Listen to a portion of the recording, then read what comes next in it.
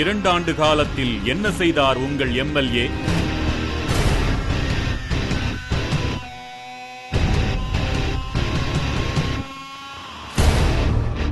சந்திக்கிறாரா தொகுதி மக்களை? நிறைவேற்றினாரா வாக்குறுதிகளை?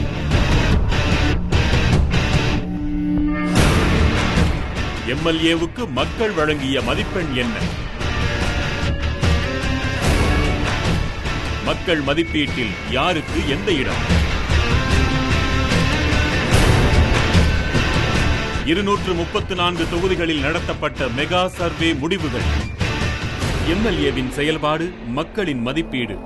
வரும் திங்கள் முதல் வெள்ளி வரை நாள்தோறும் இரவு 8:15 மணிக்கு